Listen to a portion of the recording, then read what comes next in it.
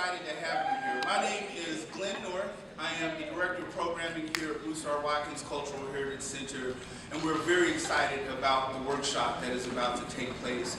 Just wanted to take a few quick moments to tell you a little bit about who we are. But first, I wanted to recognize our outgoing Executive Director, Mr. Chaluba Masanda, who's in the projection booth making sure the presentations go smoothly. I would also like to shout out the Executive Director of Parks and Rec, Ms. Terry Reiner. Thank you so much for being here tonight. So for those of you who may not know, Bruce R. Watkins Cultural Heritage Center opened in 1989, and it was opened in honor of the namesake of our institution, Bruce R. Watkins, who is an incredible civic leader. He was one of the first African Americans to serve on the City Council. He was one of the co-founders of Freedom Incorporated, which was, at that time, the country's only black political organization. And Freedom Incorporated was very effective in changing the political landscape of Kansas City as it pertains to authentic diversity and inclusion. It was under Freedom Incorporated that Mr. Watkins ran for mayor in 1979, and although he didn't win, he launched a very successful campaign. So much so that 12 years later, also under the Freedom Incorporated banner, Mayor Emanuel Cleaver II in 1997 became Kansas City's first African American mayor. So our purpose, our mission is to keep his legacy alive. We focus on programs that deal with civic engagement and social justice, and we're very glad that you all are here because it's important to have spaces like this where we can have these kind of difficult conversations. One of the things that Bruce R. Watkins, our center, is involved with is a project. It's called the Community Remembrance Project. We are working along with, on a national level, the Equal Justice Initiative, EJI, and the project is to recognize throughout the country the various lynchings that took place from 1867 to 1950. And EJI has enlisted the services of different community organizations in every state to document how these racial terror lynchings took place, to tell the stories of the victims of those lynchings, and to connect the dots, because a lot of what we see playing out now in the current political climate with disparities in the justice system, with police brutality, are all related to that history. And so it's very important that we tell that story. I also want to recognize Dr. Carmeletta Williams. I thought I saw her, the Executive Director of the Black Archives of Mid-America. Yes. So both of our organizations are working in tandem along with other organizations like the NAACP locally there were 60 documented lynchings that took place in the state of Missouri. And so we are doing soil collecting samples. The Black Archives has taken a very big first step in that there will be a permanent exhibit that tells the stories of those 60 victims of lynching.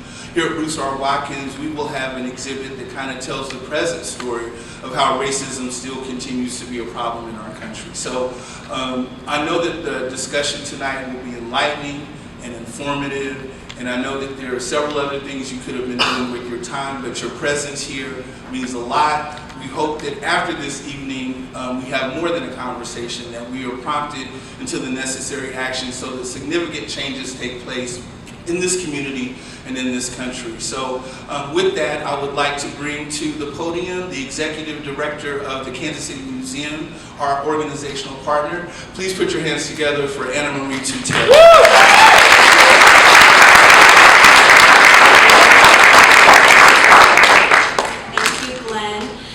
It's really a pleasure to be an organizational partner in this program this evening. Our relationship, the Parks Department operates and manages the Kansas City Museum. Our relationship with the City Parks Alliance and the Trust for Public Land actually started a couple of years ago, and that opportunity came to us through Greater Kansas City LISC that helped to identify funding opportunity for a creative placemaking project in the historic Northeast at Concourse Park called the Creative Concourse Project. And so we worked with the Scarrett Renaissance Neighborhood and the Northeast Arts Alliance and others to select 3 artists. I think Georgiana is here tonight, and Rachel's here tonight. You can raise your hand. And Michael Toombs is not here, but he was the 3rd artist to work with the community on this project. We then submitted an application to the City Parks Alliance for this project. And it turns out that they chose 2 cities last year as creative placemaking cities. One was Kansas City and the other was Boston. So it was a great honor to receive that recognition for the work that we were doing in Kansas City. And we had our first creative placemaking program in February at the Kauffman Foundation, and this is our 2nd. So I want to reiterate that this program is presented by the Parks and Recreation Department in collaboration with Greater Kansas City LISC, the City Parks Alliance, and the Trust for Public Land.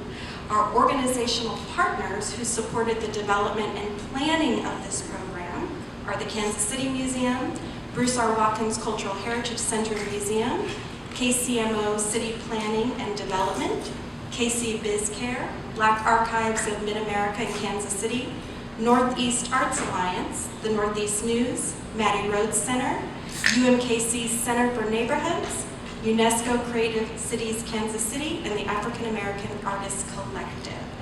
I would like to take a few minutes just to actually name everyone and say thank you to the Parks Director, Terry Reinhardt, Karen Ernst, Matthew Clark, who's here with us tonight from the Trust for Public Land, Ina Anderson, Glenn North, Jeffrey Williams, Nia Richardson, Dr. Carmeletta Williams, Rebecca Cope, Michael Bushnell, Jenny Mendez, Dina Newman, Dr. Jacob Wagner, Anita Dixon, and Sunny Joy Thompson-Ruffin.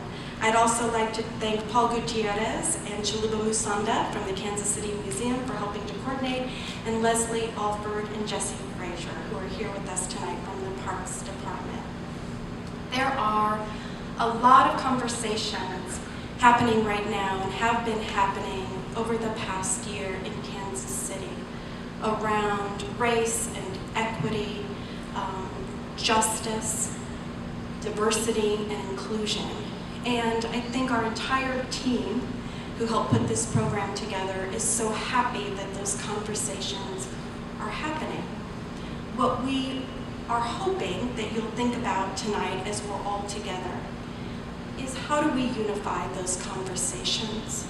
Those of us here tonight who are representing organizations that are having those conversations and having those programs, how do we all get together and unify those conversations? Recently, Glenn and I had the privilege of attending a gala to support Help Kansas City, the Help Kansas City, which is an incredible nonprofit. It's a reentry program specifically for women who have been incarcerated. And at that gala, the keynote speaker was Sean King. And he said something very profound that I want to reiterate to you. He said, when you're working to make social change, you absolutely need energized support. But that is not enough. You need a plan that is as sophisticated as the problem. You need to be deeply organized, and you have to be well resourced. I think that everybody in this room tonight and others who couldn't be with us can create a plan. And I don't mean just a diversity statement for Kansas City or a diversity plan. I mean an actual plan that is as sophisticated as the problem that we have here. And I hope that we can all work together to do that, because we have enough people in this room to actually get very deeply organized in new and more meaningful ways. So I invite all of us to do that, and we will work, Glenn and I will work, and our partners will work to make sure that we help to support that process and continue to have programming and to mobilize resources and leverage resources as necessary. I'd like to introduce Matthew Clark from the Trust for Public Land and to say thank you to you. Thank you for this entire year plus of working with us and seeing our potential and helping us to grow our capacity.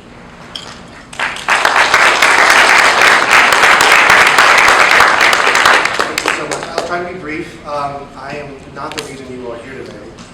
I'm excited about the reason that you are here today. We have two wonderful people joining us.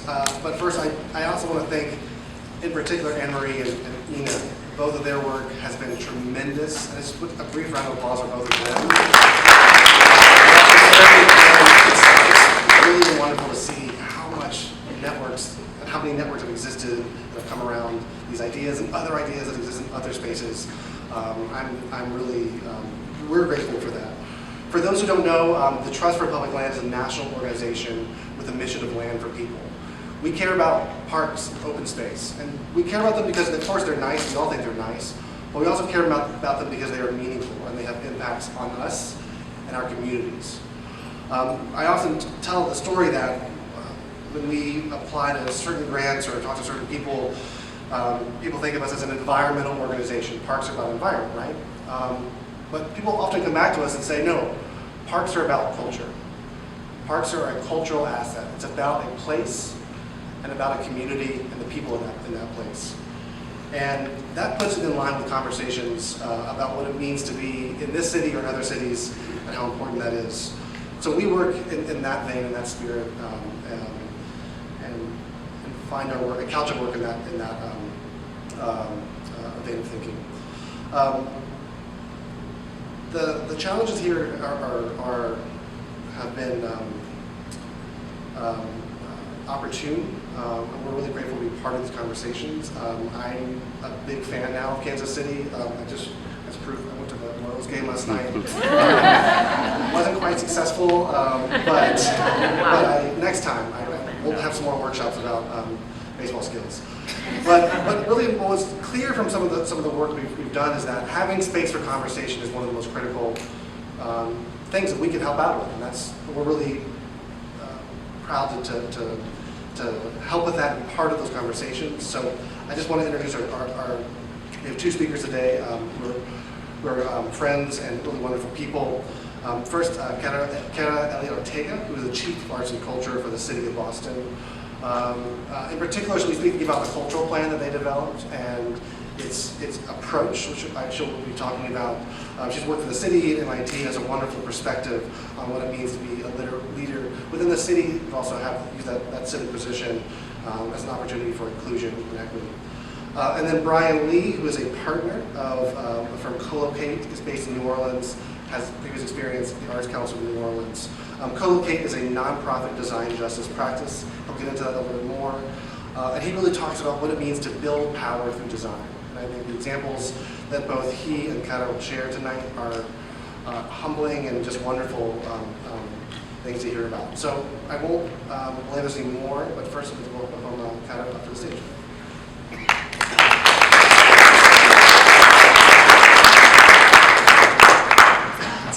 Hi, everyone. Hi. Thanks for having me from Boston today. I'm excited to have this conversation with everybody here. So I'm going to talk a little bit about the City of Boston's cultural plan, which came out in 2016 and is a 10-year roadmap for the arts and culture community in Boston. And then talk a little bit about how equity emerged from that process as a priority and what that's started to mean for us, particularly in the last year and a half, and some of the work that we've been taking on to pilot what it means for the Mayor's Office of Arts and Culture to really be involved in cultural equity work. And for us, it starts with our mayor. This is our mayor, Marie J. Walsh, speaking at the Americans for the Arts Conference. We had a new mayor in 2013, and this was a really big turning point for the city of Boston. We'd had a legacy mayor for some time. You might know what a new mayor feels like. It was an exciting moment for the city, and there was a lot of interest from the arts community and also from his specific administration in making Boston a municipal arts leader and reinvesting in arts and culture. And I say reinvesting because the city of Boston, for all of its amazing institutions, cultural institutions, had not really been investing in the arts, didn't have an arts office that was a standalone office. And so the mayor came in and said, you know, along with many, many other plans and new initiatives, we're going to do a cultural plan, and we're going to separate out the mayor's Office of Arts and Culture from what it had been, which was a couple of positions inside of a tourism, sports, and entertainment office. Since the 80s, actually, it had been that way. So the office that I run now, Mayor's Office of Arts and Culture, has only been around for about 6 years, and so a lot of this still feels new for us, and we still feel kind of like a startup and like we're trying a lot of things. And here's a quote from him talking about what it means for Boston to create. And a lot of the impetus and perspective for Boston Creates as a title was that the administration really wanted to break down this idea that arts and culture meant fine arts.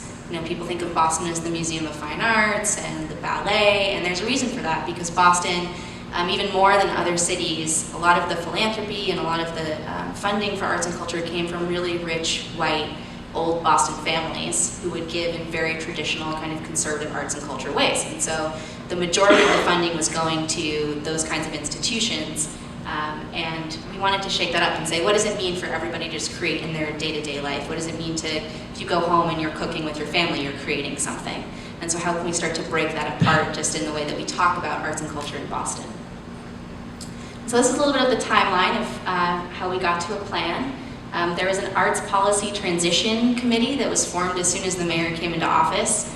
And I think it's important to point out, because politics play a role in how all these things happen, that he has a chief of policy who used to be in the music business, who used to work for Sub Pop Records and has managed a few famous Boston bands from back in the day. So embedded into some of his team were people who understood the value of arts and culture, even from a commercial arts perspective. And then we started an 18-month process that was unprecedented for the city, not just in terms of reaching out to artists and arts organizations, but in terms of the style of community engagement. And 18 months later, we released the plan, so June 2016. And here's a little bit of some numbers around the kind of engagement that we did. We had 3 large town hall meetings with hundreds of people attending. We worked with every single neighborhood to select neighborhood team chairs who were trained and then given tools to have conversations at the neighborhood level, at the grassroots level with their networks about what arts and culture meant to them, what they saw as needs in their communities, and then we collected those notes back and fed that back into the plan. We did 50 individual interviews, 35 stakeholder focus groups, which is everything from large organizations to educational institutions to individual artists. And we did a survey and a map that many, many people participated in, getting at, again, how is it that you create every day in your life? What are barriers to you being creative? And this all fed into the plan, which has 5 goals. And I'm going to try to go really fast through some of this because I want to get to some of the examples of the work that we're doing. The first goal is to create fertile ground for the arts and culture ecosystem. And this is really looking at what does it mean to have a city that supports arts and culture organizations? What does it mean to be affordable for cultural space? How do we grow resources to support arts and culture organizations, especially Gen Ops support that is so hard right now for organizations to find in the city of Boston? And I should say, underlying all of this is that the city is incredibly expensive to live in. So when we get to goal number 2, keep artists in Boston and attract new ones here, celebrating their unique contribution to the city, individual artists are who we heard from the most out of anyone during this entire process. And they were really frustrated and upset because there had not been resources for individuals in a long time. They were super competitive, maybe like a state fellowship, but there wasn't just a place to go to support your work as an individual. And then on top of that, you're experiencing the same kind of crunch that everyone else in the city is experiencing. It's super expensive to live, it's hard to navigate the city systems, and so we heard a lot from individual artists. And the third goal is to cultivate equity and access, to ensure that all cultural traditions in the city are equally celebrated and resourced. The fourth goal is integrating arts and culture into all aspects of civic life, and that includes things like arts and public education, thinking about public art, and public art actually wound up being the biggest investment coming out of this plan. The mayor committed to a % for art program in the city. So right now we're looking at $13 million over the next 5 years dedicated to commissioning public art in every single neighborhood in Boston. And the last goal is mobilizing likely and unlikely partners. And that's really about What does it mean for the arts to have a seat at the table in other sectors? How do we make sure that the public understands what arts and culture and creativity even is? How can we build will for arts and culture in order to generate Latino-owned businesses? It's a historically Latinx community. So we wanted to help them fund some of that activity, but we also wanted to create a plan that we could take back to the city and use as a guide, again, for some of that development. For the next time that this main road is getting repaved by the city, how are we going to work with the cultural district on that? How can we build power through the cultural district for the community there? And we specifically worked with an organization that has a history of community organizing. It's called Hyde Square Task Force, and they're a creative youth development organization, but they're one of the only organizations in the city that's shut down a major development project in their neighborhood. So they have a lot of grassroots power. They actually shut down a Kmart in the 90s from coming in, and they've been able to do that 2 or 3 times now. And so that was important to us. They've also worked with local CDCs to develop affordable housing. So there are hundreds of affordable housing units here. And so we weren't just working with a traditional arts organization. We wanted to work with somebody who could really go out and build that local power in the community. One of the things that we have funded through this grant is a lot of storytelling about the history of the neighborhood, the different waves of immigration that have happened here. And this is a still from a little documentary, a short documentary that an artist made about the entire cultural district process. And this is from a meeting of a local advisory committee talking about what does it mean to really make a cultural district that's focused on Afro-Latin arts and on immigrants, but still make it welcoming. How do we make it defined by us continually? What does that look like 10 years from now?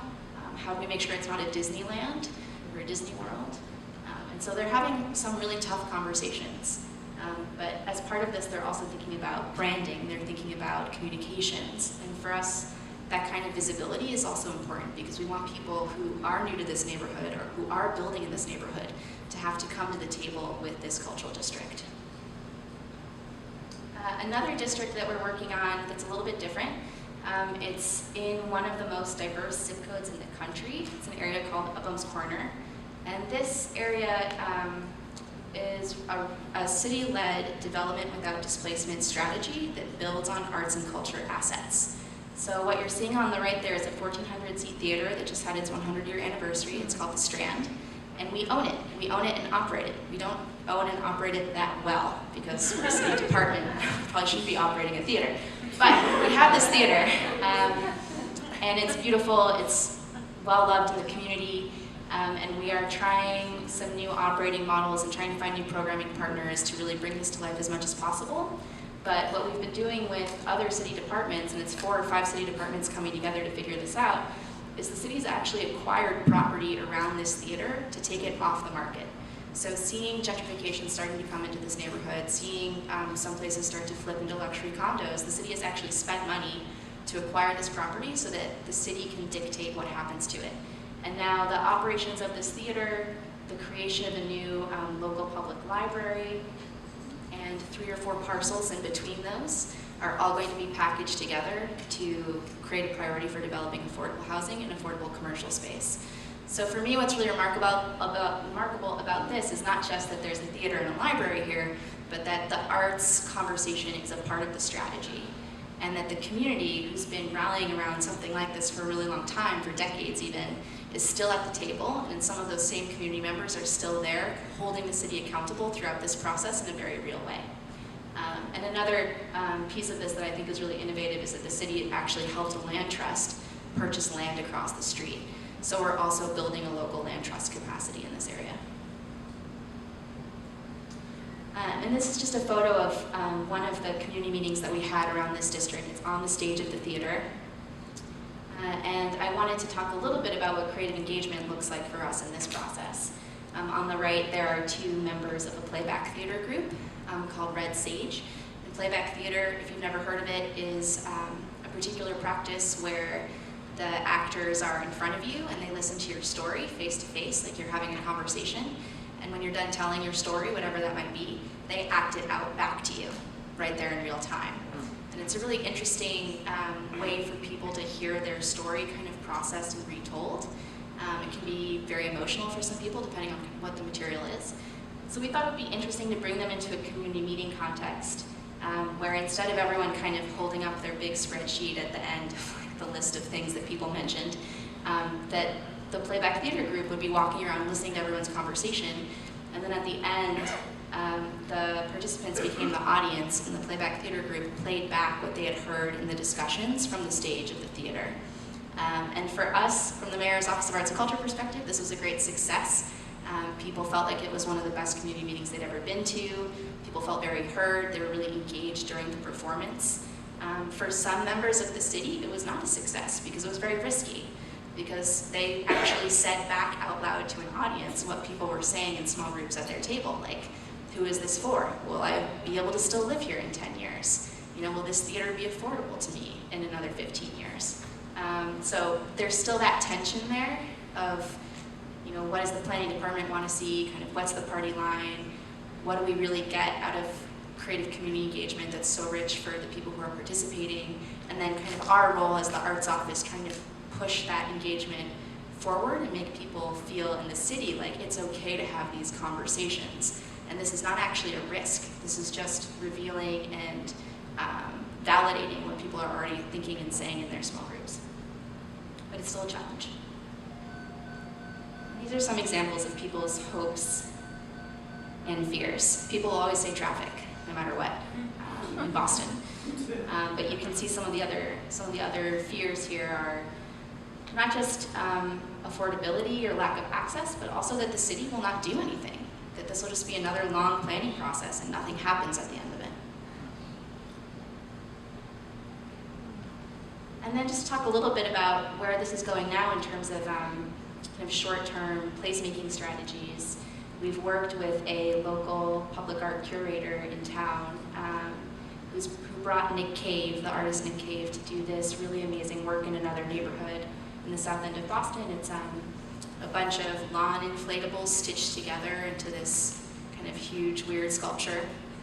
And it's supposed to inspire joy, but it's also a little bit scary.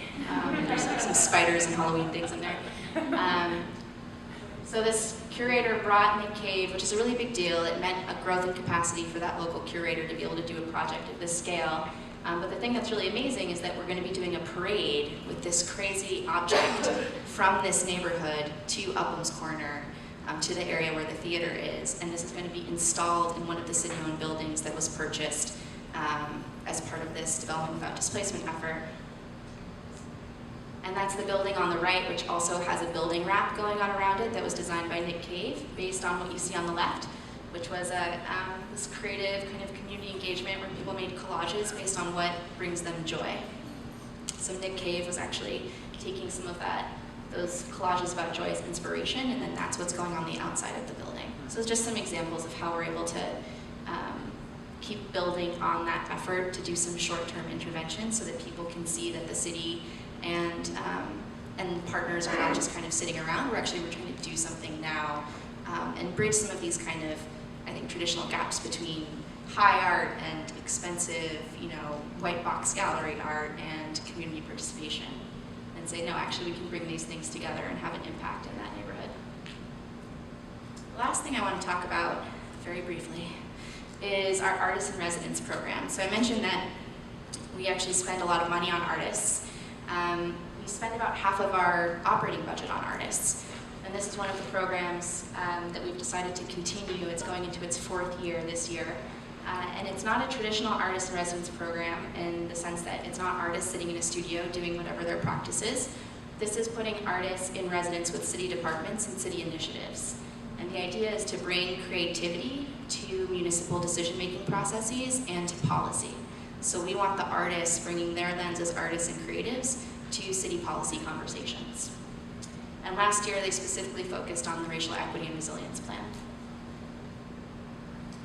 So I just want to give one example of what these projects look like, because we go into them trying to co-design a project between the artists and the city department and initiative. In some cases, there's also a community center or a library involved, and there's a lot of moving pieces. They spend 3 months just learning about each other and doing research, and another 3 months developing a project, and then the last 3 months implementing the project. So what you see here, the artist is in the bottom left, Karen Young, and she does Japanese drumming, and she's a community organizer. She doesn't even really think of herself as an artist, or she didn't when she came into the program.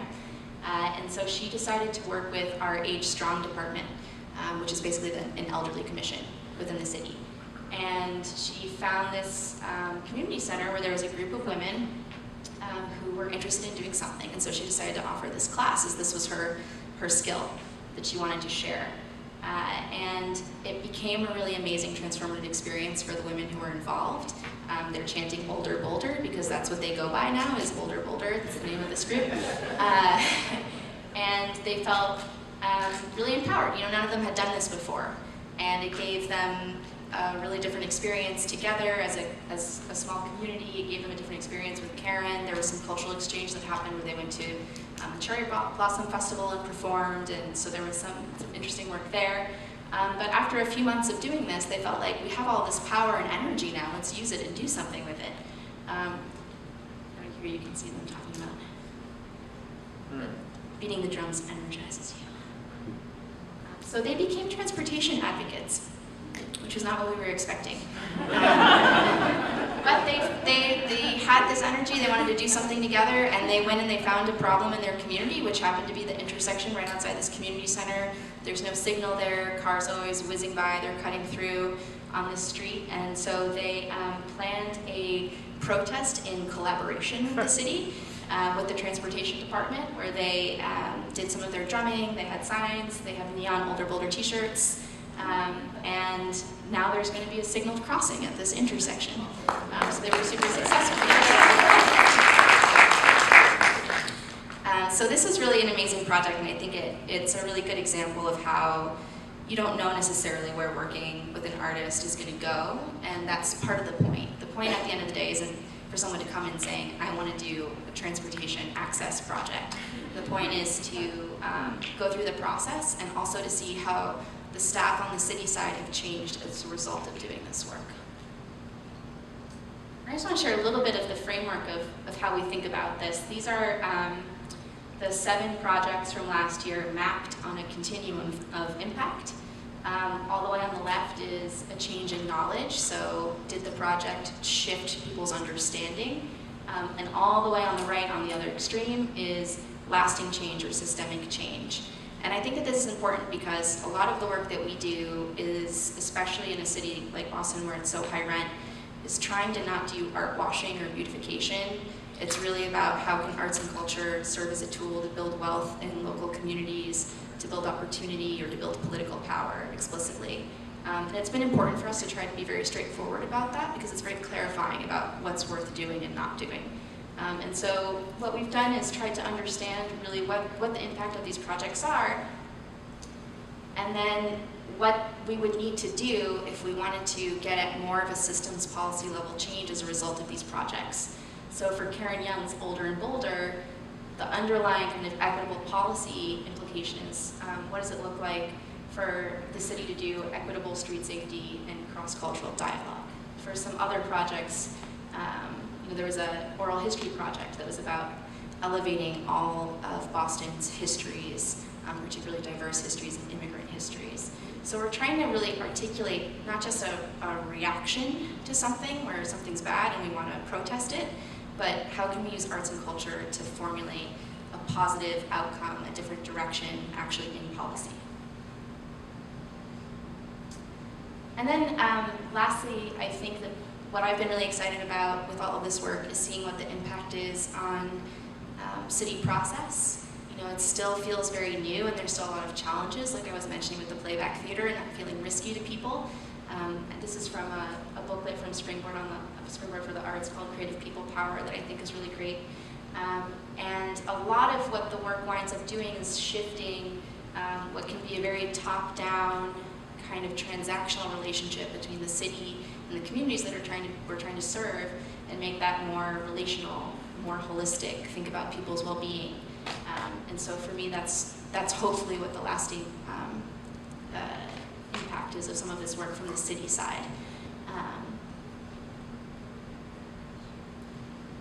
And health-oriented, I think, is an incredibly important part of that, because we don't think about people's well-being holistically the way that they experience it in their day-to-day lives.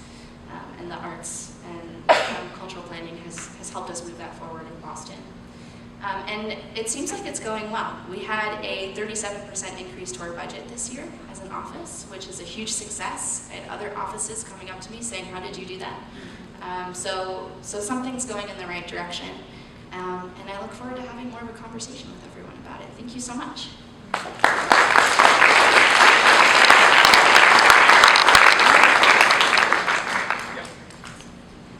Thank you so much.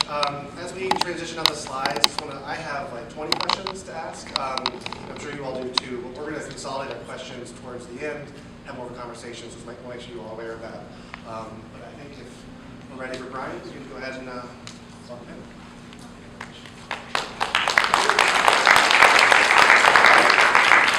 Hello. Okay, clearly that's going to be tough to follow. But thank you for having me. This is an amazing time to be here. It was an amazing presentation. And hopefully we can have a little bit of a different conversation. So I used to be the Civic and Design Director for the City of New Orleans and dealt with a lot of the same issues. We did not necessarily have a budget to do as many of the same things. And thusly I decided to go out on my own and started a practice called Co-Locate Design. And it's focused on civic, cultural, and communal spaces. So we oftentimes try to couch our work or understand our work through the lens of power analysis that allows us to actually have conversations that are root cause.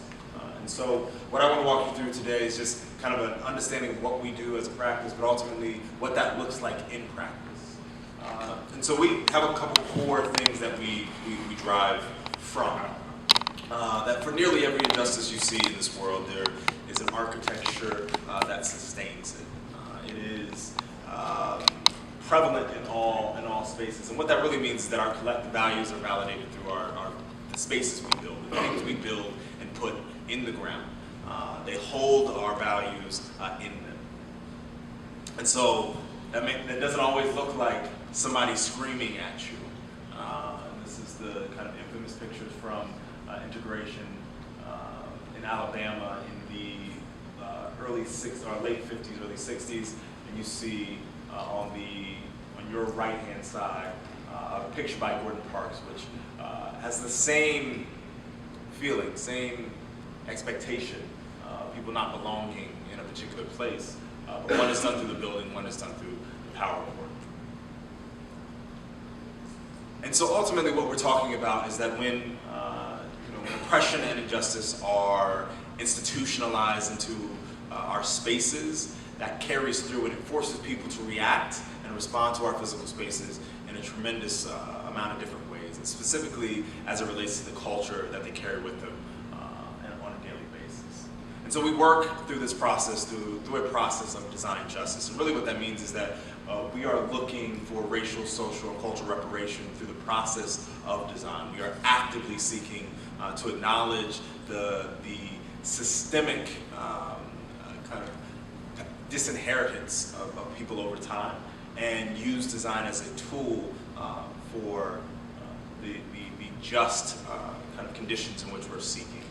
That means that we're oftentimes looking to challenge the privileged power structures that use architecture and design as a means to perpetuate injustice in a world, and use architecture as a tool for that oppression. So we ground ourselves in a couple core questions, and this is, I just want to kind of give you this at the top so that you can understand the lens by which we're doing the actual work itself. What are the power structures? Who has power? Who are the gatekeepers in a particular place? What's the resulting injustice from a particular set of power structures? Who is directly and disproportionately impacted? This often comes up when we deal in affordable housing, if we're dealing with homelessness. Oftentimes people want to say, okay, well, let's give a bunch of money to the homeless shelter. Awesome, great, we should support homeless shelters. The people who are directly and disproportionately impacted are the homeless, right? And so centering your frame around those who are disproportionately impacted is always where we want to start from, even if we know we want to support people up the chain. Yeah? How does it manifest in the physical, our biases, our prejudices that we've institutionalized in physical space over time, and how can we rectify for those? How can we at least acknowledge that they exist within the space? And then the fun part, which allows us to what are the opportunities to imagine new systems and address some of those larger issues. This is a fancy way for us to say that how can we tear down and dismantle other systems and actually create something that's worthwhile for the larger community that we're trying to serve.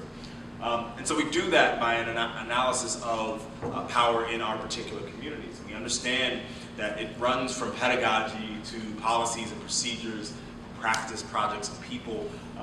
And we have to understand that, myself, when I was with the city, we were acting as a transmitter. We were acting as someone who said we had money that we were giving out, that we set kind of laws and policies and ordinances to make sure that the way in which people interacted with us was supposed to be equitable or just, right? And then on the other side of that, people have to receive that information and respond to it. They can say they like it, or they can bang on drums and protest about the fact that they don't have a way to cross the street, which they should, right? And so you can see where the arts kind of plays a huge part in this, because ultimately we always talk about the fact that there are three legs to this. There is architecture is the hardware to the software of our kind of society, our social norms, but art is the user interface. It's the way we understand our city, our place, our emotion, our culture, our soul. It's the way that we kind of correspond and have a simple dialectic about these things. And so it allows us to talk across the board. Our work, again, from an architectural practice standpoint, allows you to lean into some of the earlier things around outreach and organizing, around programming and planning, which oftentimes are negated from the architectural process and definitely negated from the needs or wants of a developer oftentimes. And so what we try to do, what we try to make sure that we implement in practice is a way for this work to be a fundamental part of the actual project. And so whenever we try to build something, whenever we're going for a project, we're looking for projects that are seeking this part as a core to the work. So I'm going to tell you about one project called Blighttown. Now, Blighttown was a project that was actively seeking to challenge the ways in which we dealt with affordable housing in the city of New Orleans, specifically post-Katrina, but before Katrina we had a significant amount of housing. So 25,000 houses were vacant or blighted prior to Hurricane Katrina. You saw about 45 to 50,000 after the storm. As you know, we lost 4,000, give or take, in the 9th Ward, about 1,500 people, and it was a significant loss. But one of the things that layered on top of that loss was the fact that the system to put any of those buildings back onto the market was so cumbersome. The system to revive those buildings and make sure that the owners had access to getting back to them was so cumbersome. And it almost made it impossible. And so those who built their houses, who were living in houses that their grandparents may have built, who didn't have a deed, now have to deal with a system that requires a sign-off by 100 people in your family to either recover the house or to sell the house, right? And so it made, and still makes, it extremely hard for anybody who owned a house in this particular neighborhood and across the city of New Orleans to get a clear title. And so this is just an early diagram of just what it looks like to go from vacancy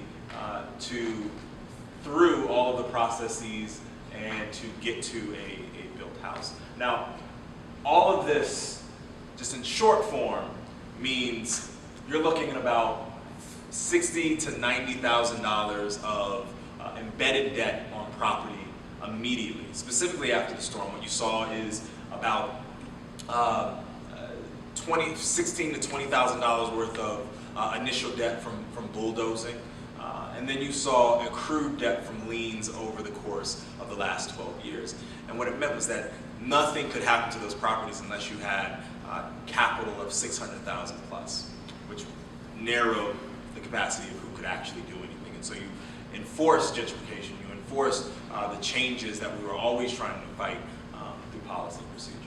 And so I'm not going to talk about the city work. I will talk to you a little bit about what we did as an activist organization outside of that work. And this was a little group called Blighttown that we worked with to start a political campaign during the presidential campaign and during the mayor's election what we did was really start to take over billboards across the city and infuse political campaign ads into the stock of campaign ads that were flush across the city. And so you saw conversations around black land, you saw conversations around development without displacement, and then we started to scale up. And over the course of 12 months, we started to have a conversation. Words are powerful, words mean something, and starting to have clear definitions, common definitions that we could actually talk about and talk through made a lot of sense to us. And so just a little story about this. We actually tried to purchase a property at 1937 Orleans Ave, which was significant for me because you started to think about the Federal Housing Authority setting a lot of policies and procedures around 1933, 1937, which had direct implications on insurance and loans over the next 100 years to this day. And so what we tried to do was try to ground set some of the conversations in the words that were being used in place. Oftentimes people use the word blight, and our organization was called Blighttown, as it means to challenge the use of that word in particular. And blight was taken from the kind of agricultural kind of space that was talking about the browning of weeds and plants that were unusable and not good for this particular space, right? And so it was carried over into humans, and that happens often. We can talk about that later. I can go on for days. What does disaster capitalism look like in our city? What were the state policies that actually were binding us to some of these larger issues? So we pulled out the state constitution and found the appropriate article to draw attention to. And so this was up during the campaigns, and we made sure that there was always a call to action to our city officials to do something about this issue. And so this is a small scale. That was a small scale effort, but there are larger scale efforts, not by us, but by others, and we will get there. But this is a project called Border City that I just wanted to bring up because where we were dealing with affordable housing at a scale that's local to a city, this was a project that was seeking to deal with the idea of a binational city at the border. Fernando Romero produced this project. But this was really around the conversation of what migration actually looks like in our world. What does it mean to humanize people through architecture, through design, through our spaces and places? What does it mean to deny this notion of authorization as a single line along a border? And so this was a reference that looks at the other end of the spectrum scale. And so ultimately, how do we acknowledge that people, again, I have my firm is called Co-Locate for a reason, and it's colloquial location, right? So colloquial, this kind of sophisticatedly informal use of formal language in place, right? And so location is of a place, so co-locate. But the actual definition of co-locate with C is the habitual juxtaposition of words or phrases at a higher frequency than chance. And so as we think about the language of the built environment, what it tells us about ourselves, where our value lies, we have to think about the ways in which people and place are juxtaposed at a higher frequency than chance. It tells us something, it tells a story, and we have to listen to that story, or we can deny it and create more and more problems. So that power, again, resides in the rituals that are placed there. And so I want to talk to you about a few projects. In 2016, you saw, actually let me pull back a little bit. 2014, you saw Mike Brown gunned down in the streets. There were protests across the country. I left my job that year. I worked for an architecture firm at the time, and it was a great experience, but I felt like I wasn't having the impact that I wanted to in the world. And ultimately, that was one of the impetuses. We actually won Firm of the Year that year, and I stood up on the stage with my colleagues, and I was like, oh, this ain't it. This isn't the thing I want to do. And so at the end of that year, December 14th, the end of that year, we had a massive protest, a Mike Brown protest. We had a die-in across the city. We had like 6 different spots So I'll tell you this quick story. I left my office at 5 o'clock, we go downstairs, the die-in starts in my office lobby, it's a giant mall, and we had about 150 people. And mind you, I was leaving my job to go to my new job. I had just started. That day was like this transition day. I was kind of excited about that. But I was also excited to be a part of this protest. So we protested in the lobby of our office. We went to the next mall. It swelled. We had about 500 people and shut down the mall. Shut down the mall. And so the organizers got up and they said, cool, let's go to this other event, this light show that's happening downtown. I said, oh, okay, well that's my new job. Okay, well I guess that's where we'll go. And so we go to my new job, we protest, we shut it down for 30 minutes. I get up, I put my coat on, and I start my new job.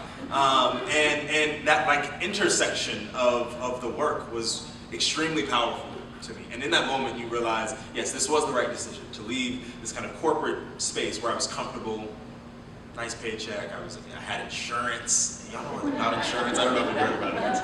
Woo! It's impressive. And so this happened, and it really drove a lot of the conversations we had for the next 3 years when I did work for the city. It drove how we started to see our public spaces and making sure that we had civic and democratic spaces that were lively, that were accessible, that were not persecuting people. And the way to do that, in part, was through the arts, was through the kind of conversations we could have at that haptic level, right? Which was never happening in the field. And so out of that, many more conversations, many more protests, many more people died. We saw conversations around Dylan Roof a few years after Mike Brown. We saw Bree Newsom climb a flagpole and tear down a Confederate flag, which kicked off a lot of conversations around symbolism. Symbolism's tied to the systems that uphold white supremacy, that uphold power structures that are ultimately oppressive by their very nature. And so we went through a 2-year process as a city in New Orleans, reckoning with a history of supremacy that embedded it within the built environment. The highest point in the city for a long time was Robert E. Lee, a Confederate general, who not only was a Confederate general, never came to New Orleans, and so there wasn't even like a bind there, and thusly there was a lot of conversation about what it meant for us to remove those symbols, and then start to ask the question, how can you imagine new monuments to New Orleans? What does it look like for us to tell our own story in this place? And thusly came a project called Paper Monuments. That was the run-up to it. And this was a massive kind of new public organizing, public planning process and that we wanted to kind of put into the world. And so this meant 1,500 people being asked to give us a thought on what they wanted to experience, or what they wanted to experience in their public spaces, where they wanted to see it, tell us their story. It didn't have to be a monument, it just needed to be a story. And they told us that over and over and over again. And then we reflected that. And so the process for us was to scale up. Oftentimes when you deal in a city that is not comfortable or not used to what the positive impacts of public architecture can do, the non-exclusive kind of version of it, then you have to build people to that. And so our process was threefold. We had posters and proposals, which means we went out, we canvassed, we went to organizations, we rode the buses with people, transit, we asked people to tell us their stories. We created posters that actually responded to some of the narratives, these kind of stories that had been buried over time. And then we reflected that all back to them, whether it was through these posters or whether it was through reinterpretations of their proposals, or whether it was through our collective organizing newspaper. So every couple months we would create a newspaper that took on every voice that gave us anything throughout the process, and we made sure that we reflected it and asked, is this what you hear? Is this what you feel? Is this your story true to form? And it was primary source, and so it was just kind of reflecting people's Chapter. So taking, again, those proposals, putting them at transit stops across the city to not only talk about the larger issue of narrative and story in place, but to bring attention to, are there children here? To the shitty way in which our transit system actually works, right? I mean, like it's a problem, right? And so what does it mean for us to actually have the capacity to do building-sized murals in a place where somebody's going to be out there for an hour and a half? Like we shouldn't have, like this shouldn't be a space where this could happen, but it is, right? And so what does it mean for us to do that? And especially in a place where, again, the 62% of the city is African American. Most of those who are at this transit stop, most of those who are riding buses are African American, black and brown people in the city. And thusly, you see so many people at this stop that had an opportunity to kind of experience, see their history, build on their history. And so this is what some of those posters look like. So we hired artists, we hired writers to take contemporary versions of these stories through the visual arts and then bind them with those narratives, 250 to 500 words. Some writers listened, some didn't. Some just said, I'm going to give you what I give you and you're going to deal with it, and we dealt with it. But ultimately, these stories were so profound that they existed beyond the kind of singular moments to which they existed in the world as a poster or a proposal. I'll tell you two stories. One is Dorothy Mae Taylor. Dorothy Mae Taylor was a city councilwoman who helped to integrate Mardi Gras in the city. Does anybody want to guess when that happened? I'm asking you, so it's going to be weird, right? Go ahead. Like the early 2000s. Oh, that's a great answer. It's close. It was actually mid-1990s. Yeah. So integration for Mardi Gras happened in the early 90s. It's insane, but Dorothy Mae Taylor was the driving force behind that. And what you saw was, we posted, this is one of our early posters, and what you saw during that process was smaller 12 by 18 pieces that were posted across the city. Her son found one of the pieces, took a picture, shot it to their entire family, and said, "Is this okay? Do we want to support this? Do y'all know anything about this?" So they loved it.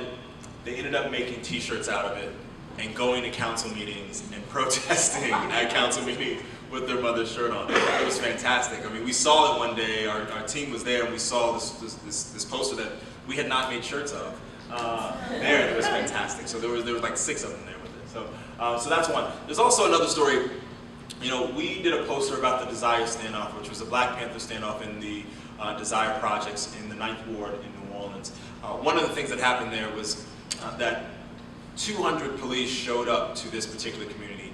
The Black Panthers organized to feed most of their community, to do education, to surveil their community, to make sure that there wasn't violence happening.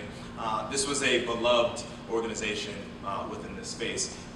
The governor at the time decided that there was going to be no Black Panther community here, and so they sent in 200 police officers. They shot the place up. The Black Panthers knew they were coming, so they sandbagged everything. Nobody was hurt. The children escaped out the back. It was fine. But they tried this again a few weeks later. The community wrapped down arms and locked around this entire space. And one of the children that was there that day is now working for the Downtown Development Authority. And he was cleaning the streets and saw this poster, stopped. First day he started crying. The second day, he was just there on his break. And he was a docent for us for 4 months. He would take any young person, anybody who got off the bus, and would tell them this story. And so it served as a way for shared knowledge to happen in public space, and it was a small act. We didn't have a lot of money for this project, and so paper was the way in which we decided to build it out. But these small acts grew and grew and grew, part of this process.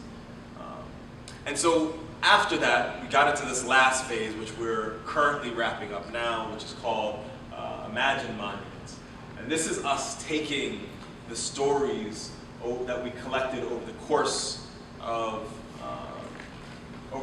the last 18 months and reflecting those back in monumental form. What would it look like for us to actually live into our word as a city and to make some of these things real? So Imagine Monuments tries to do that and to provide a guidebook for our city and our arts organizations to advocate moving forward. So you see this one had no drawing around it, but most people were not comfortable drawing. A lot of them were words, and so we had to reflect as much as we could. And so we talked about the angel of knowledge, which was next to a library, but wanted to support a neighborhood proper. New Orleans being resilient, even though that's a buzzword, that's okay, it's all right. New Orleans and its kind of history of second lining, and New Orleans when it's talking about, again, reclamation and resilience. What does it mean for us to encase? This is the column that held up General Lee in the city. What does it mean to kind of encapsulate that with an oak tree that provided so much history and housing and support for the New Orleans ecological and human base for so long? And so the last project I want to talk to you about, again, these stories are significant. We always talk about the fact that form follows fiction. I know there are those who abide by the form follows function kind of consideration, but we believe that the stories should drive the ways in which we create space. And so this last project is the Claiborne Underpass. I just talked to you about the fact that a highway cut through a historically African-American neighborhood in New Orleans in the 1960s. And out of that, again, you saw economic viability go down. You saw academic and educational. We saw health care outcomes all precipitously drop. And so part of this is a conversation about how you stitch together something that was so ruthlessly done to a community 60 years ago. Because one of the things that happens is that people deal with trauma. And specifically in America, we deal with trauma by creating versions of culture that allow us to survive. It's a coping mechanism oftentimes. And so in New Orleans, you saw people, as you see on the right-hand side, we are still using this space. This was a tree-lined mecca. There's 400 oak trees that existed along this boulevard, along this avenue. And it's where people had cookouts and picnics, and it's where people kind of went on a daily basis to survive, specifically in this black community, which did not have access to Canal Street and other parts of the city. And so, what did we do? We went to the people. Part of this conversation was, how do you have conversations as a organization? And when I was with the city, there was the natural kind of way in which you want to preserve and hold power, and we had to try to break our way out of that by asking people to come to you. You're reserving and holding power rather than going to them. And so one of the first things we did when we started the practice was say, okay, we're going to go to a community or be in our community that we already exist within on a consistent basis. And so we organized with the Treme 7th Ward Festival to build out a series of booths that resembled what we wanted to do underneath the highway as a community writ large. And then we asked people what their past, present, and future looked like. We translated that. We asked people to write that in this place to see where important moments along the map happen, these stories that happen. I always talk about the fact that there are these Miss Marys on the block, these people who have PhDs of the block that know where the crack happened in 1962 and can tell you exactly how it happened. Like, that's actually the people who have the embedded knowledge that we should be listening to. You know, I mean, like, I can be up there, but no, that's the person you need to talk to. And so, how do we get that information? It is by being there, being in people's space where other people hold power. And so we did that. We went and asked the question constantly, what did it mean for us to exist in this space? What does it mean for us to hold the stories that have been both systemically washed away and just washed away through time, right? And so we asked people to build. This is a massive dry erase board that had the city blocks printed on it. And so people, for each session, were able to come in, write a little story, tag a little note, we take the picture, be able to wipe it off, and be able to do it again and again and again. So we did this for 8 months. And you see, hundreds of people with sticky notes and pinpoints of what was important, and blocks to be able to build out the small little things that they found valuable. And so out of that series of conversations, we again wanted to imagine and envision what it might look like to do this work. And so you see some of the booths coming back in to occupy more of a public grounds, to maintain the history and culture of this place, to make sure that second lines and jazz funerals and all of those still had a place that resonated in this corridor. And then one of the things that I had a little bit earlier, we use colloquial language as altar and to altar. And so what I mean by that is, again, it's an honor, it is to honor the voices and the stories of our ancestors, of our elders, but it is also to alter the narratives about particular places. I worked in a community, and I live in a community called Central City in New Orleans, and I live on Martin Luther King, and those two things are always, the stereotype is that Martin Luther Kings are hard, they are not great places to live. Central City is the hood, you don't want to be there. And both of those things, I reside, it's my home, like this is my place. And so you always feel that agita when you know something not to be true, when you know that the stories of place, that the people of place are to be valued and to be honored. The word around altar came up significantly and consistently. And so this last thing I'll show you this is Sonny Patterson. She's one of the most amazing poets you will ever hear, so look her up. Two things I'm going to tell you about Sonny. She talked oftentimes about spirituality. Now, New Orleans is a very Catholic city. We have, our entire history is rooted in Catholicism in some form or fashion. But Sonny would always say, she was our kind of artist in residence as we went to most of our community meetings. She'd always say that, New Orleans is a very Catholic city. It doesn't matter if you're Buddhist or Jewish or Christian or it doesn't matter. We're all Catholic, right? In some fashion, because it's a cultural thing. Let's say spiritual. So it's spiritual, but we wanted to make sure that through all of it, we were honoring, right? And she kept talking about altars and like spiritual spaces to cleanse as we move through the space. And so that is what we started to build with her. We started to look at these altars that light up when new people pass, that are elders in the community. When people want to go and honor them, they can touch these and they would have kind of a haptic response and light up. And so there was a correspondence, there was a dialogue, right? And so that was always significant. And it's so powerful because the words of someone like Sonny Patterson spread. And those community organizers that were in our meetings, they spread. And so much so that those who kind of come to community meetings to shut them down. We had a bunch of people who would come and try to steer the conversation in other ways. I'll say this last story. Sonny Patterson is so powerful and such a great poet that she freestyled a poem to tell somebody to get the hell out of a workshop. And it was the most amazing thing I'd ever. She did it with grace and with love. And she talked about the fact that this is hard work, but this is hard work. And I'm left with that consistently, that this is hard work, but it is definitely hard work.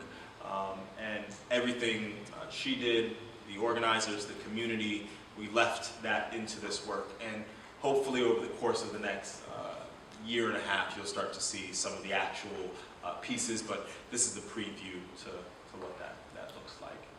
And so I tend to leave with this poem, or not even a poem, this kind of set of sentences.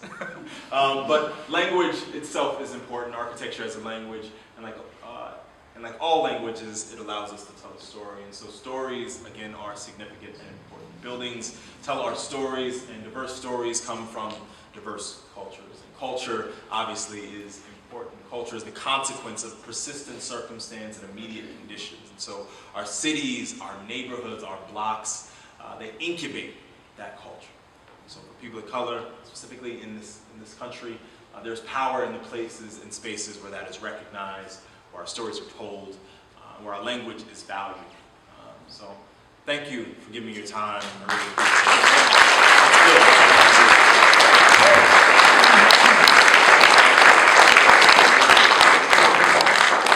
We're going to quickly rearrange some chairs up here. 4 questions. 5 maybe for sure. While you're thinking, I'm going to ask just one about, because I know I've heard this here, about the relationship between stories and power. And you both talked about that. And in particular, the relationship between, you mentioned transmitters and receivers, but in this context, actually cities. And you both work for city governments, which is, it is a transmitter of all transmitters. And you both talked about that there's this better space in which, instead of having a conversation around power of power, but that actually is a story. Testing 1, 2. It works. How do you have conversations that are rich and meaningful, that are not transactional, that are about people, whether you're working for a city or you're working with a city, in a neighborhood? What does that look like in a healthy space? Oh, great. Sure. Try. All right. I think you hit it on the head when you talked about the fact that transitioning from a direct conversation around what power analysis is. I do that literally for every workshop I've ever done. But ultimately, the power does lie in the stories and the connection between those stories. And so, the more avenues that we can, as administrators or as architects and planners, make for or create with community to allow for those stories to be received more broadly, the better. I mean, we're in a city in New Orleans where we have set curfews on music recently. We've boxed out where musicians and artists can actually live, work, play. And if you think about, if any of you know New Orleans, you know that's stupid. And so that the ability for us to actually frame our work through the lens of their stories, not just contemporary, but the kind of history of that, I think is absolutely significant.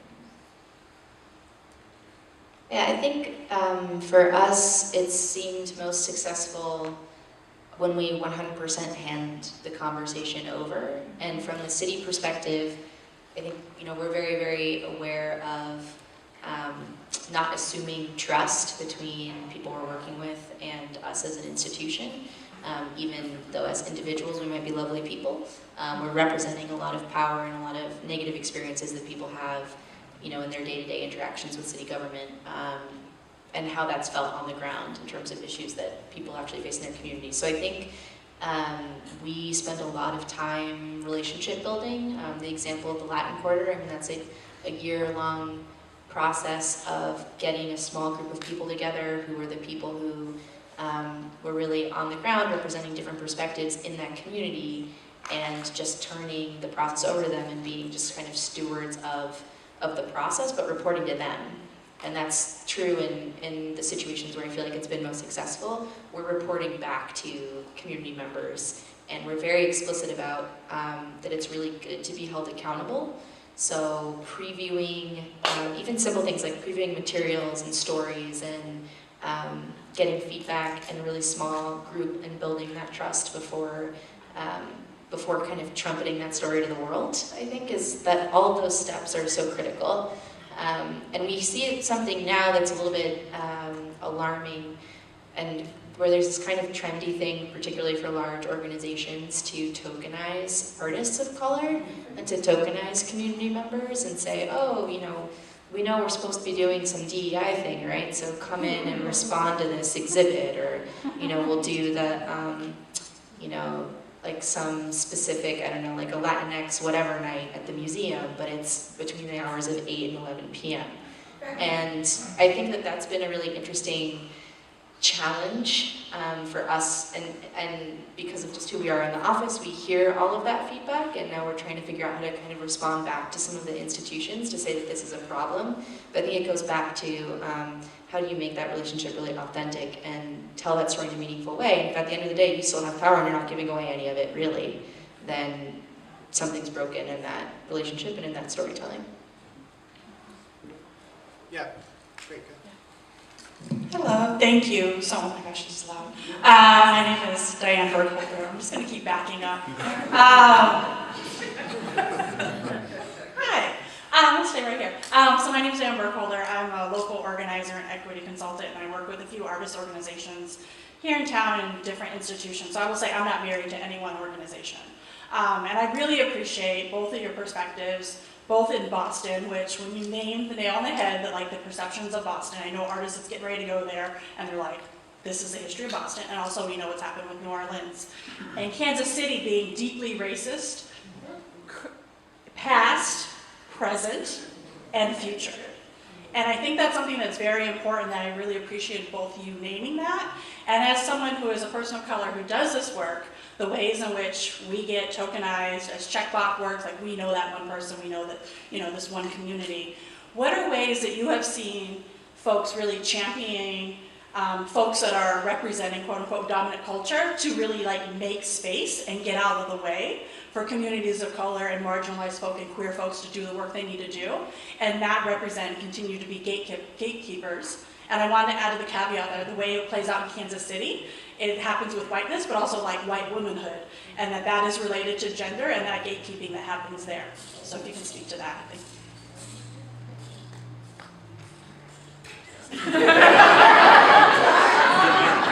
No, that's real. I'm trying to follow it. I'm trying to see if I can go there. So.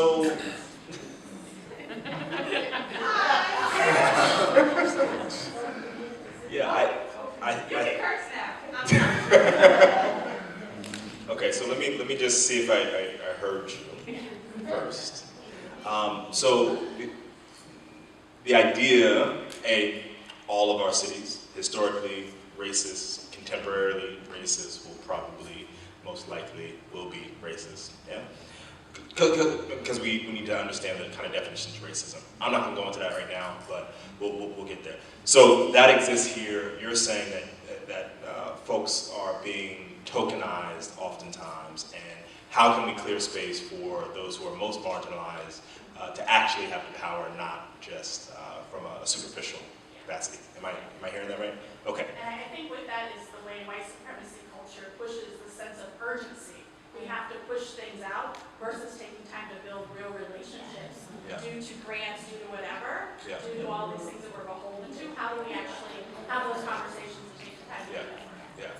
Yeah, I mean, it's a beautiful statement, right? Because ultimately, when we see what supremacy does, when we see that racism itself is a system, the ism is a system, right? And so when we talk about how supremacy is embedded into capitalist movements, philanthropic movements, it does force a narrative that becomes very superficial. And so I think in our work, oftentimes, part of the design justice practice has been to stratify, and when we have access to gates, we bolt them open and make sure that those who haven't had power not only are allowed to have the access to be in the space, but have dominant role, right? And so we have a new strata within the design profession, architecture profession, which we call design advocates, which actually binds people that have been trained as organizers, who are on the ground in Miss Mary's that I just mentioned, and they are now part of the process. So just quickly, we just started working on a project on the West Coast, so I won't talk about the full project yet, but the RFP was done through the lens of critical race theory. There is a PhD in critical race theory on the organization's team that helped write the RFP.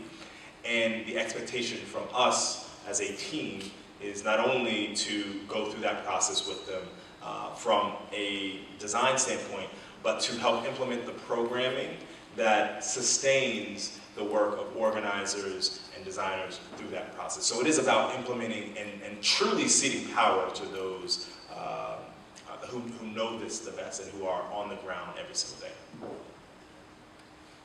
I'll just share a couple of examples of things that I think, maybe one thing that I think is working well. And I will say that this is such a issue specifically from the large cultural institutions that we're experiencing. We've been working with a potential consultant on a scope of work for making like a little guideline kind of document that we would walk people through about like there are some actual steps you can take if you're going to pay an artist. And if you're a majority white institution and you're hiring an artist of color, that should be a stop right there and think about what you're doing and why. So we've had some conversations about how to even just like codify that. But I think one large institution that's doing something kind of interesting in Boston is the Gardner Museum, which is a very unusual museum. It's the collection of a woman who just had an eclectic house full of really expensive art from all over the place that she, put exactly where she wanted it and then wrote into her will that no one could move anything ever, and so now it's just like preserved. Doesn't, I think, feel very relevant for a lot of people in the city necessarily. And what the museum did was they started this program called the Gardner Luminaries. And they basically created like a fellowship program for not just necessarily artists or creators or producers of color in the city, but looking to like what's the next generation of people in Boston who are going to have something to say about this, who should be influencing the museum. And so they put together this group, and the thing that I liked about it is that it's cultivated enough trust that people can be brutally honest. So having a curator walk out and say, we're going to do this thing on Botticelli, what do you think? And having this room full of people go, we don't care about that. Just actually being able to have those conversations and feel supported in that kind of exchange. But then also investing in the careers of those young people. So money and connecting artists together and creatives together who might not be usually connected, and giving them a platform through the museum in a way that's actually tangible, and helping them actually develop their creative practice through that process. But that all comes down to the organizer of that in the museum, the kind of facilitation, and exactly what you're saying, developing those relationships. But it's one example that seems to be kind of authentically working. How that's actually fed back into the institution, I think, is still a question.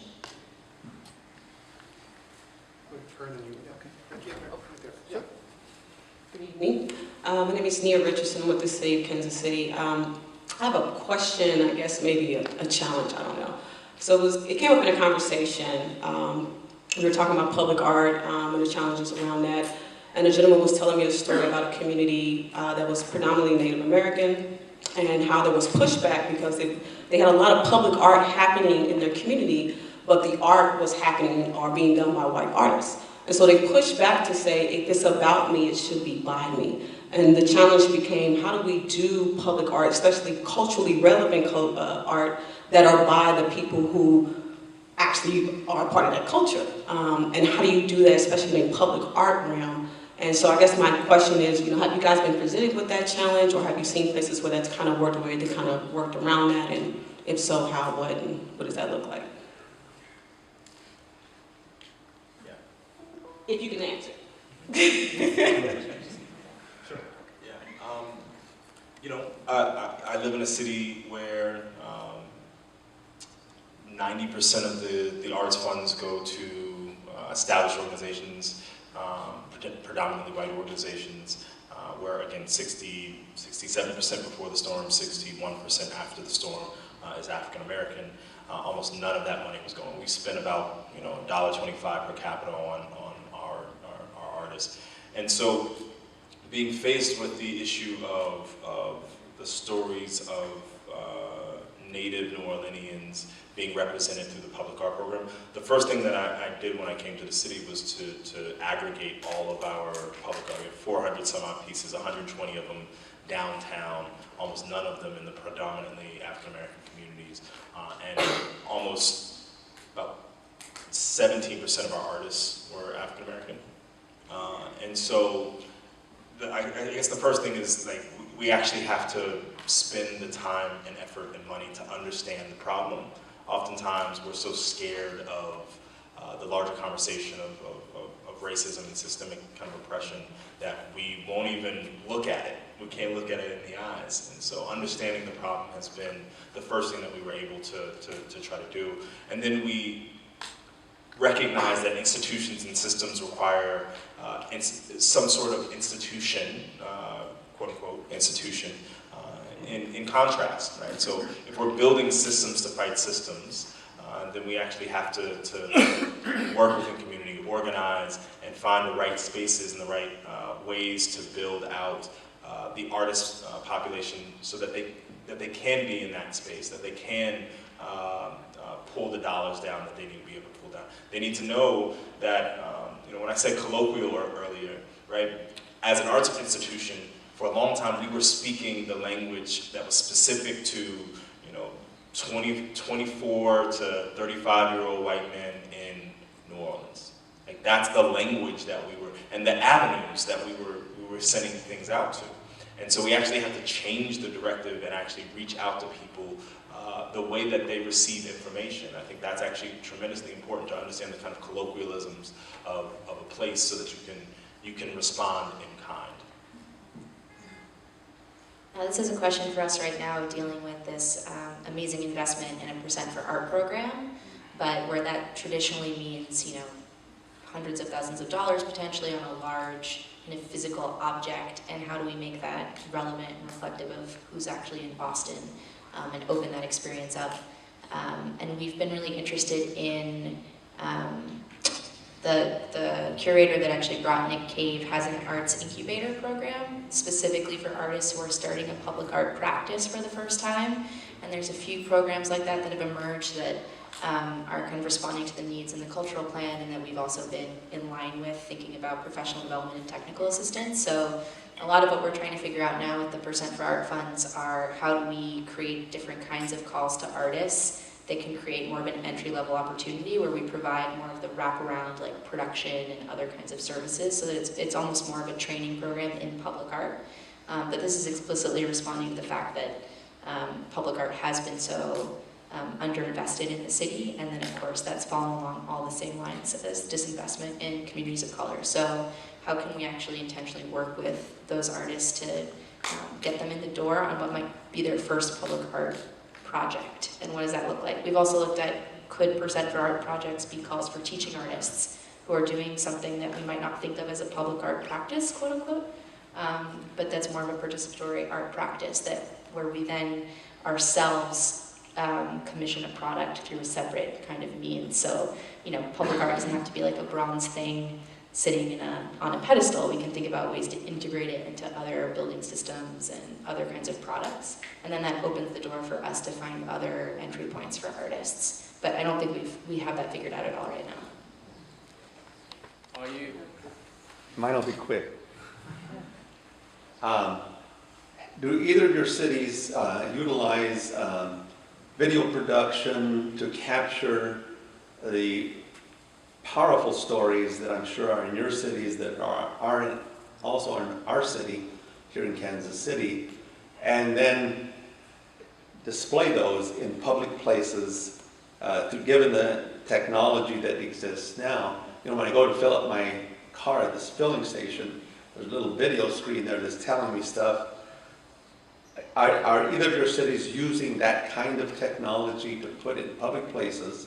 I love the idea of at the bus stop having, the printed word and pictures and so forth. Are either of your cities contemplating using video artists, technologies, oral history, historians, and so forth?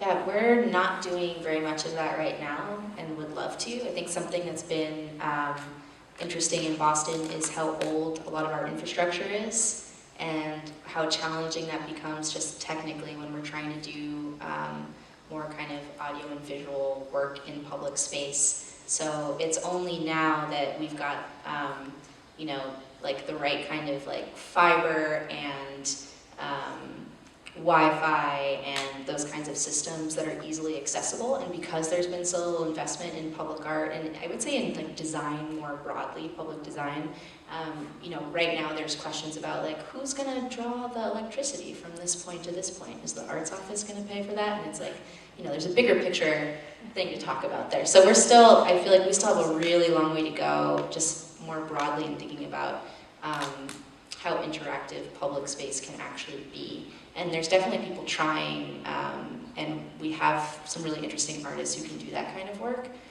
but it's still a little bit, it still feels a little bit far away for us. Yeah, I don't miss the city life. I will say, you know,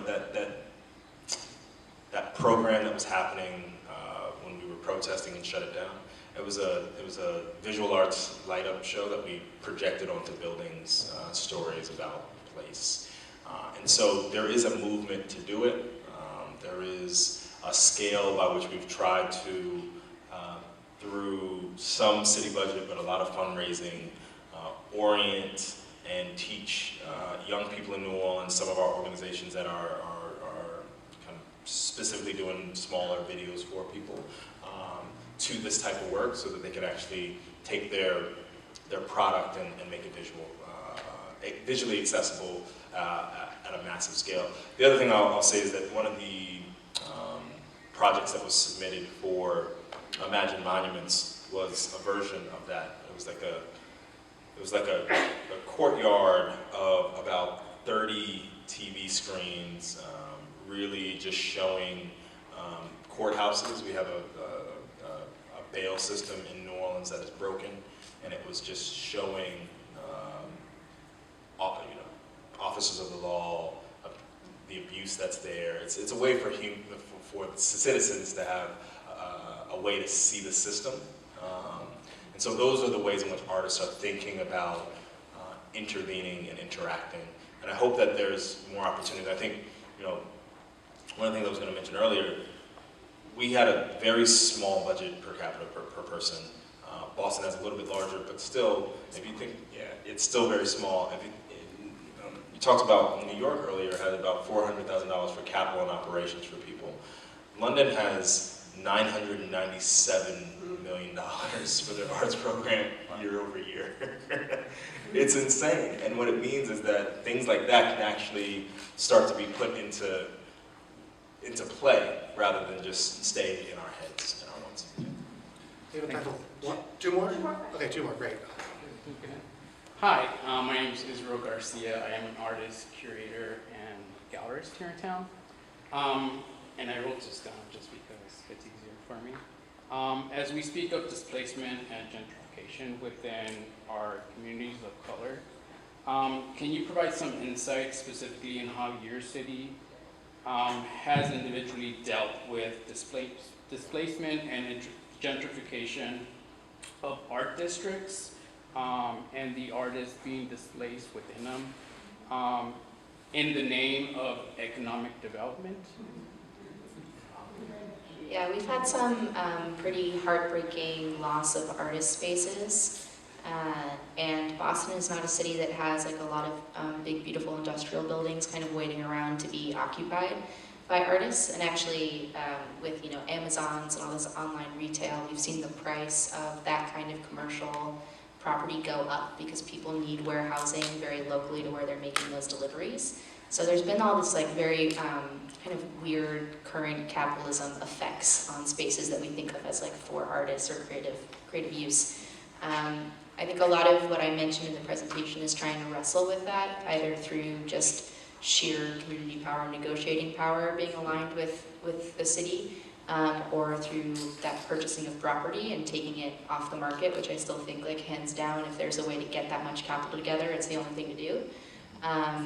But we've also been working on guidelines for artist spaces. Artist live workspaces, artist workspaces, artist spaces that are integrated into larger developments, entire buildings full of artist workspace.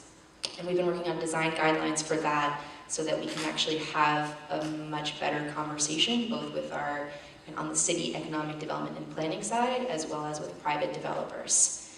So we're, I feel like, trying to work every angle that we can in that way, because we're also helping artists organize when they're about to get kicked out of a space and try to figure out if they can stay there. And then at the same time, we're talking to a room full of developers in a couple of weeks saying, here are our guidelines, let's talk about how we make this feasible for you and why this is a good thing for you to do in the city of Boston. So it's hitting a lot of things just through sheer negotiation, and this is by virtue of having an arts and culture person who can show up and kind of talk the talk and walk the walk at planning and development meetings. We've been able to negotiate, I think, 86 artist live work units in the last few years. And we've also been able to find a lot of new homes for arts and culture organizations, which are also being priced out. But we're still kind of fighting this narrative that arts and culture space is somehow different from small business space or some of these other things where there's more incentives. And so I think that's where we're at right now, is a policy conversation about how do we actually put money into developing these kinds of spaces, because we can come up with all the guidelines and try to rally people, but at the end of the day, people need to be well organized and know how to kind of manipulate those systems from the ground, but we also need on the city side a big juicy carrot for some of these folks who do have the option to do something that serves the community that way. Yeah, that's exactly it. It's, you know, purchasing land ultimately like reserves some of those spaces and can kind of keep some of your taxes and your property values from skyrocketing. But you know, I think for us, marshaling our power, whatever power we had within this, from my city had, we really tried to put our influence on policy and procedure. And recognizing the difference between policy and procedure was tremendous for us, right? Like the thing that I noticed when I learned, when I went to the city was that, again, the thing that we write in the books is the policy itself, but the way in which that policy is then carried out within each department, there's loss there, right? So somebody might interpret, so for instance, we had a percent for our program that was supposed to give us 1% on municipal bonds. We got 0.2% because major and minor roads were taken out of that. And the interpretation was that this organization doesn't get that money because, you know, these are all now major roads, right? And so these are like small ways in which people institutionalize their bias towards, whether it's the arts or whether it's towards particular communities, into policies. And so marshaling and understanding the policy enough, making it clear enough from the city side and from those who are activists and organizers to know where to look and to know where the pressure points are. And then I'd say, you know, I have as a kind of affordable community, affordable housing, I used to be an affordable housing kind of activist and organizer. I now often say affordable communities because there are so many other things, there are so many other functional needs that have to wrap around housing that are required. And so even if we can maintain and retain folks, if everything else around them is still going up, you're delaying the inevitable. And so I often fight the word gentrification in that it's like saying somebody died of old age. Like, people don't die of old age anymore. They actually die of very specific things. So there are ways for us to do it, but again, we don't want to look the thing in the eye and actually do the things that we need to do. So if it's land banking, if it's, you know, whatever change the policies, like those are real things, substantial, that have to come. And when you start hearing gentrification in the community, you're literally 15 years behind. I just want to say one other thing about that. I think, I feel like in Boston at least, there's still so much potential for artists to organize. And even recently, a building in Cambridge, which is just on the other side of the river, but you'd think it's like a totally different universe, a building in Cambridge that was full of artists' music spaces turned over, and all the artists were kicked out. And at the same time, literally across the river in Boston, there's a neighborhood that's known for being kind of a music hub. And those spaces were starting to turn over as well. And a lot of this is also coming from the pressure for housing. So we're stuck in this fight where these things shouldn't be opposed, but where artists need space and people need housing. And then those things are in conflict with each other in a way that is not like the narrative that we want to perpetuate. But we got some of the artists who cared about this in Boston, and we did a tour of the building before all the artists were kicked out of it in Cambridge, and brought people together to have a conversation. And some conversations later, there's now in the Boston neighborhood a group of artists who have organized and are going to every single development meeting. And it doesn't take a lot of people to take over one of those meetings. If you and 10 of your friends go to them, like, you're going to have a really strong say in what happens. Yeah, and it's, in some ways it's stupid and it takes up your time, and we're putting the burden on you to have to do that. But there is an opportunity there, and they have been able to influence a lot, and they're like live tweeting and Instagramming these meetings and reaching their networks in a way that I think is really powerful, and there's still a lot of room for that, and a lot of influence that could be had.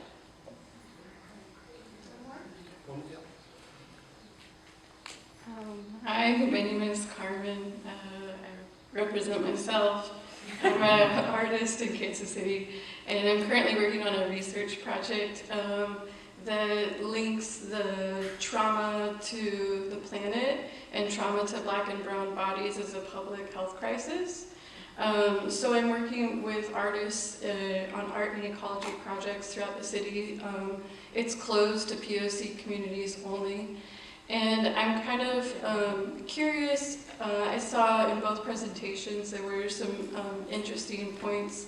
I saw like a poster for Black Land Matters in your presentation, and I heard you talk a little bit about displacement policy. And I'm curious about any projects that you've come by that protect land as a community reparation land,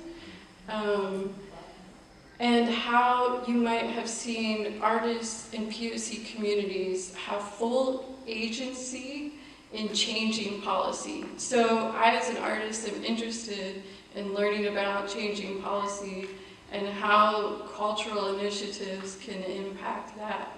But I'm so many layers removed, and it takes a lot of time to learn these things if this isn't necessarily my educational background.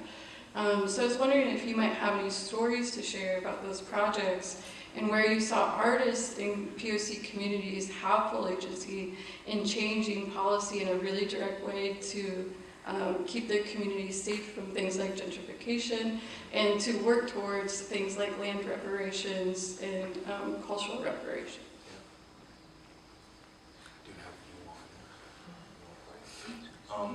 The one that I can, so oftentimes we are reactive to things, and we're responding, even as artists, we're responding to what's happening in our world. The one that I will bring up is that, again, I had mentioned that, there's this push to limit access to music. Music is the lifeblood of New Orleans. And there's a push by an organization called MACNO, Music and Arts Coalition Center, New Orleans. MACNO, you get it. But one of the things that they did was, during this fight at City Planning and City Hall, they were all musicians with trumpets and horns. They just went to City Hall and played for like weeks on it. They just marched up and down the hallways with their horns, and it was fantastic. And so I think when I think about the ways in which artists can lean in, it is outside of a passive use of their skill set. It's actually go the other way, go full force into what it is you do as an artist, and put it in the most civic and democratic public spaces you can. Because ultimately, that's the way that you can have access to the rooms that will give you access to the policies that will give you access to, changing those policies. And as Cara said, I used to be on the design advisory committee in New Orleans, and I would tell all of our like poets and activists who are going to city planning and getting their 2 minutes and being able to say like a brief word and then having to step to the side. Come to the meeting with 15 people, with your 15 people, and make noise there. Like there is no time, no one has a timer.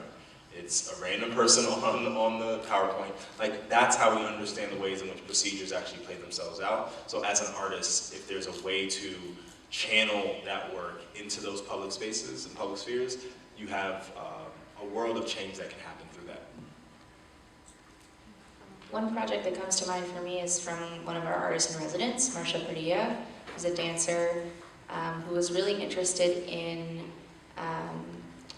migration from Puerto Rico to East Boston, which has a large Latino population, and the relationship between that migration and climate displacement. So East Boston now, I mean, half of Boston is going to be underwater in 2050, like we know this, and East Boston is going to be really affected by that. And so thinking about people who are displaced from Hurricane Maria and then who are now in East Boston, who are going to be potentially experiencing climate-based displacement again, how to kind of embed in that community, but also engage people in dialogue through different ways. And her discipline is dance, and so now post her residency, that's become a lot of, I guess in my own words, which I'm sure are wrong, kind of like healing through movement work that she does, but specifically focused on kind of anti-colonial approaches to thinking about environmental justice. So I feel like she would be a really interesting person. The other thing that comes to mind that we're just starting to work with from the city side, but that's been doing a lot of work in Roxbury in Boston, is a group called the Ujima Project. And they have an arts and culture subcommittee, but they are a project about building wealth in that community and using kind of alternative financing models and co-op models to do that. But within that, there is a group of people who are interested in what is the role of artists, especially artists as kind of sole proprietors, but also I think in terms of their practice as creative people. So that's kind of a new-ish thing in Boston. And like I said, from our office, we're just starting to talk to them about are there ways for us to support them, but both of those seem like good examples. Everyone,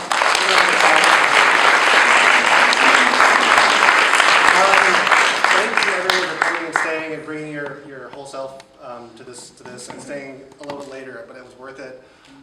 Again, thanks to you, Cara and Brian. We really appreciate your taking the time to travel here and join us today. We'll hang around, I think, for just a few minutes if you have any other questions you wanted to talk about. But again, thank you so much.